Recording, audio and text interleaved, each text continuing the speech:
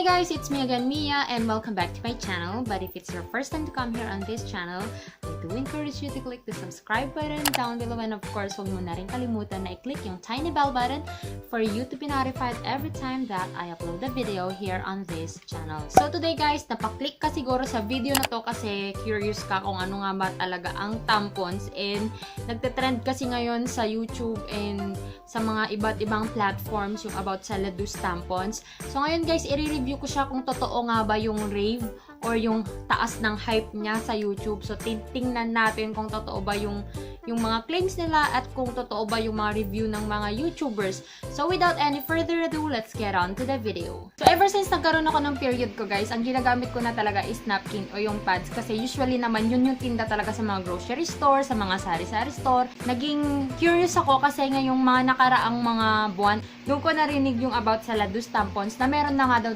dito sa Philippines guys. So ano nga ba talaga yung tampons guys? Yung tampons, isa lang siya na maliit na bagay na soft lang siya, para siyang cotton, ganon, na pwede mo siyang i-insert sa vaginal canal para makapag-absorb siya ng blood during your menstrual period. Actually guys, dito sa Philippines, madami pa talagang misconceptions regarding tampons. Una daw dyan, syempre number 1, madi-virginize ka daw. Number 2, maglilik daw dyan, mahuhulog, mga ganon. Tsaka magkakaroon ka daw ng TSS or yung toxic shock syndrome. Actually, nung nag-review ako for NCLEX, yun yung parang number 1 cause, kung di ako nagkakamali, parang one of the causes na lang para safe tayo, na magkakaroon ka nga daw ng TSS o toxic shock syndrome. And if you have more questions, please comment down below para masagot ko din yan sa next na video natin regarding tampons, kung may mga concerns pa kayo na hindi ko masasagot dito sa video na to guys. Meron sila yung mini, ito yung mini niya, and then meron sila yung normal, si Mami, si Mini, si Mami, at saka ito naman yung super nila, si Daddy, ayan. So makikita nyo yung pagkakaiba guys. Ito guys, sobrang liit lang niya, and then ito naman yung susunod, si Mami, o yung normal niya. So mas mataba lang siya ng konti at mas matangkad lang ng konting-konti. And then, ito naman guys, yung super nila, yung blue. Ayan. So, halos kasing tangkad lang siya ng normal, pero mas mataba lang siya ng konti. Ganyan guys. Mas mataba lang siya ng konti. Tapos, ito naman guys, yung mini. Ayan, yung mini. Sobrang magkakalapit lang yung sizes nila, pero ito lang talaga yung pinakamalaki, yung kanilang super. Paano ba gumamit ng tampons? Kasi iba't ibang klase talaga guys yung tampons. Meron yung may applicator and meron naman yung wala. Itong Ladus natin guys, ito yung walang applicator. So, ang gagawin mo lang dyan, makikita mo dito sa side niya, meron siyang arrow dyan na iti-twist mo siya ng baliktaran na ganyan. Yung isa pa right, yung isa pa left, ayan. So, makikita mo may dotted line din siya. Yan yung magbe-break, and then you will just pull yung plastic niya after mong ma-break. Kukunin mo lang guys yung kanyang string dito sa baba, ipupull mo lang siya para makakuha ka ng ganitong itsura. Ayan. Ang Ladus tampons pala guys is made of 100% organic na viscose and hindi siya na bleach.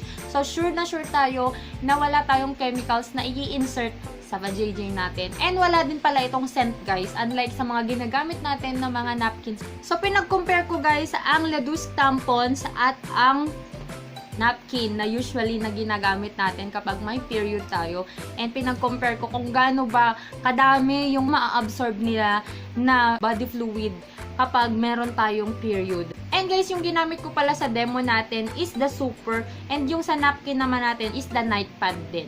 In the napkin guys, naglagay po tayo ng 20cc or dalawang 10cc na water, and makikita nyo, mapapansin nyo na nagkakaroon siya ng beads. Hindi talaga siya totally nag-absorb agad-agad guys. And i-compare naman natin siya sa Ladus tampons na super, kapag nilagay mo na yung water, agad-agad ina-absorb niya, agad-agad nag-e-expand siya. So, ibig sabihin, mas malaki yung kanyang space para makapag-catch siya ng mga fluids or ng blood natin during our period. So, doon naman sa napkin guys, yung gano'n na nagbibids-bids siya at nakikita mo na parang nagpumupunta siya, lumilihis siya ng ibang landas yung tubig. So, ibig sabihin nun guys, malaki talaga yung chance na magkakaroon tayo ng leak o yung tinatawag natin na tagos. Guys, chinek ko din siya using tissue kung ma-absorb ba talaga ng napkin natin yung fluid natin, and yun nga, basa yung tissue. So, ibig sabihin guys, yun yung nafe-feel natin kapag naka-napkin tayo na para kang nakaupo sa ketchup, napaka-uncomfortable, para kang basa, ganun. Paano nga ba ilagay yung tampons guys? So, ide-demo natin siya, pero I need you to imagine things kasi hindi ko naman ipapakita sa inyo guys yung vajayjay ko. So, kailangan guys, nakaganto kayo. Ayan. Nakataas yung paa nyo dun sa toilet nyo. Ganyan. And then, yung inyong ladus tampons, dapat malinis din yung kamay ninyo. And then, ang gagawin mo, open mo siyang ganyan. Guys, kunin mo ito. Yan. Pupul mo nga talaga siya. Ito guys, ang panghawak sa tampons is your middle finger and your thumb. Ayan, ganyan siya. Ganyan. So, habang nakaganito ka, dun mo siya i-insert pa ganon. Okay? Kunyari, ito yung vaginal opening mo. So, gaganito mo siya. Hawak mo yung tampons na ganito. Sabi ko nga, ito yung pang-push mo sa tampons. Itong thumb mo and middle finger mo, ito yung inyong panghahawak. So, pag ganyan yan, i-push mo lang siyang ganyan. And then, shoot na siya. Hanggat sa wala ka nang mafe-feel na parang may nakalagay dun sa dun sa vajayjay mo. And guys, kapag na-feel nyo na parang may something, parang may nakabara, may ganon, mali yung paglalagay mo. So, ibig sabihin, it's either hindi pa siya talaga nakapasok doon sa dapat na pasukan niya or sa pinakaloob, or mali pa yung pagkakalagay mo. So, i-push mo lang siya ng ganyan, pero kung wala pa rin talaga, tanggalin mo na and then use another new tampons guys. Ayan. Kasi hindi mo na pwedeng ipasok ulit yung naka-stain na ng dugo. And ito guys, alam ko, tanong nyo to, masakit ba? Ito, dry to eh. Pero kung well lubricated ka naman, kasi di ba kapag may mens ka, parang basa naman lagi yung vaginal canal mo. Ayan, hindi siya magiging masakit. So, okay siya, swabing-swabe siya napapasok, lalo na if you are just using the Mimi. Ito guys, kapag first time nyo I encourage na ito muna yung gamitin nyo para hindi kayo masyadong ma-shock kasi, 'di ba? Ito guys, napakaliit lang na. Ito muna yung gagamitin nyo kapag first time nyo na mag-try ng tampons, and then you just change it kapag na-soak na siya. So kapag ito guys, itong mini nila, ito yung mga pa lang, yung mga pa-start pa lang kayo. Kasi sa akin talaga guys, kapag pa-start pa lang malakas na. Pero yung iba daw talaga pag pa-start, konti pa lang daw, parang patak-patak pa lang. Sa akin talaga, normal agad, besh. Ayan. Tapos sa pangalawang araw, or kapag kunyari morning ako nagkaroon, kinahapunan or gabi niyan, pang super na yung flow ko, ganun ako mag-mens talaga guys. So, eto siya, yung super second day at saka first day na hapon, and then normal na yung sunod-sunod, and then pamini na lang kapag medyo patapos na. Ganun lang guys, madali lang siyang tandaan. So, depende na lang din yan sa flow mo kasi iba-iba naman tayo mag-mens. So, alam ko na yung next na tanong nyo guys, paano mo malalaman pag puno na yung tampons mo? So, kapag nagkaroon na ng parang blood stain dito sa string niya, yun na yung sign na puno na guys. So, you can just pull it out gamit ito, ganyan, ganyan. So, ipupul mo lang siyang ganun.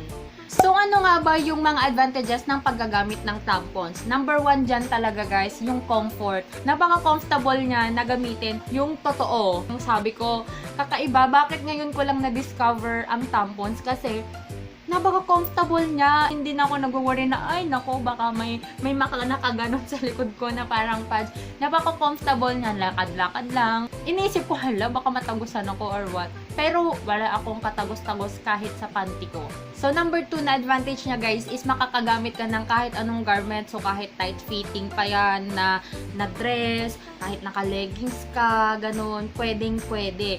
And number 3 guys, pwede kang mag-swimming. Ito talaga yung nakakawindang sa lahat. Di ba kapag may mens tayo, hindi na tayo makapag-swimming kasi ayaw mo naman na mamula yung pool dahil sa'yo. So, yun guys, kapag naka-tampons ka, nandun lang siya kasi nakaganon nga siya eh, naka-plug siya. Yun yung tawag talaga, plug talaga yung tampons. So, hindi lalabas yung dugo. Kahit mag-swimming ka, kahit mag-gym ka, kahit mag-hiking ka, okay na okay siya guys. Pang-apat guys, easy to bring. Sabi ko nga, dala-dala ko lang siya sa bag ko. Compare mo naman to dito. 'Di ba? And ito pa guys na sobrang importante sa akin na advantage na napansin ko while using the Ladus tampons, hindi ako nagkaroon ng itchiness. Every time that I have my monthly period talaga guys, kapag nakanapin ako, nakapads ako, magkakaroon talaga ako ng itchiness. Kasi nga, eto guys, kasi yung gilid nito, diba nandyan, pumupunta dyan yung tagos dito sa gilid. And lalo na kapag may wings, sobrang kate talaga. Nangangati ako, kaya hindi ako nagwi-wings. So yun guys, at least wala na akong nafe-feel na ganito sa singit-singit ko. So hindi ako nagkakaroon ng itchiness, and hindi ako nagkaroon ng rashes at all. So the final question guys, maire-recommend ko ba ang Ladus tampons? Yes na yes ang sagot ko dyan. And actually guys, nagsisisi ako na ngayon ko lang siya trinay. Actually, bago sila mag-send sa akin, bibili na talaga dapat talaga ako kasi gusto ko na siyang matry. Pero yun guys, sana noon pa, nung mga college pa ako, nung may PE pa, o diba?